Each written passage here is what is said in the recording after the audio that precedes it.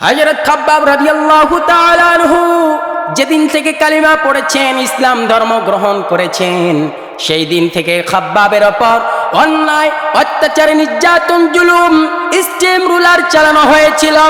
আজ যদি খাব্বাবের মতো যদি কেউ নির্যাতন হতো, জুলুম হতো এবং কি স্টিম রুলার তাদের উপর চালানো হতো, আমার মনে হয় 100%-এর ভিতর 96% মানুষ তারা কালিমা পড়ে মুসলমান হতো না। খাব্বাবকে কি আযাব আর কি কষ্ট দেওয়া হয়েছে। খাব্বাব রাদিয়াল্লাহু তাআলা আনহু ইসলাম ধর্ম গ্রহণ করার কারণে খাব্বাবকে জ্বলন্ত আঙ্গারের উপরে শুয়াই দিয়া খাব্বাবের পিঠের উপরে, বুকের উপরে পাথর চাপা দিয়ে দিয়েছে। খাব্বাবের শরীর থেকে রক্ত আর সেই পানি বের হয়ে কয়লাগুলো পর্যন্ত নিভে গেছে। যে জায়গায় কয়লা ছিল সেই জায়গা পর্যন্ত খাব্বাবের পিঠগুলো গর্ত হয়ে গেছে। আমার রাদিয়াল্লাহু তাআলা আনহু ডাক দিলেন আর বললেন, খাব্বাব শোনো শোনো, ও খাব্বাব, তোমার পিঠে আমি একটা করে দাগ দেখি, গর্ত দেখি। ও খাব্বাব, এই দাগগুলো কিসের, গর্তগুলো কিসের? খাব্বাব রাদিয়াল্লাহু তাআলা আনহু বললেন, আমার এই দাগগুলো হলো ওই জন্য কালিমা পড়ে যেদিন ইসলাম গ্রহণ করেছি সেদিন থেকে আমার উপর অন্যায়, অত্যাচার, নির্যাতন, জুলুম, স্টিম রোলার চালানো হয়েছে। খাব্বাব রাদিয়াল্লাহু তাআলা আনহু বললেন, ওমর, আমার উপরে এত নির্যাতন আর জুলুম চালানো হয়েছে, আমার বুকের উপরে পাথর চাপা দিয়েছে এবং কি জ্বলন্ত আঙ্গারের উপরে আমাকে শুয়াই দেওয়া হয়েছিল এবং কি বালুর মধ্যে শুয়াই দেওয়া হয়েছিল।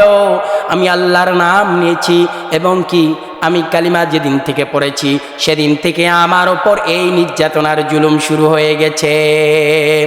এবং কি আমাকে যখন মারানো হলো, খাব্বাব রাদিয়াল্লাহু তাআলা আনহুকে যখন আঘাত করা হচ্ছে, এক একটা গুলির আঘাত, তীরের আঘাত খাব্বাব রাদিয়াল্লাহু তাআলা আনহুর শরীর থেকে রক্ত এবং গোশতগুলো খসে খসে পড়ে যাচ্ছে।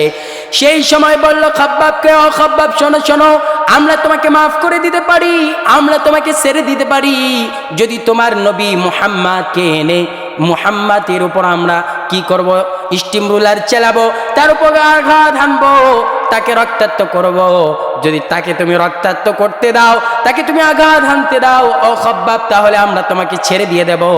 খাব্বাব রাদিয়াল্লাহু তাআলা আনহু নিজের শক্তির বেগে বললেন, নিজের এবং কি তৃপ্ত কণ্ঠে জানালেন, বললেন, ও কাফেররা, তোমরা শোনো, আমার রক্ত যাবে, জীবন যাবে, আমার শরীর থেকে গোশত খসে খসে পড়ে যাবে, আমার নবীর গায়ে ফুলের টোপা পর্যন্ত পড়তে দেওয়া হবে না।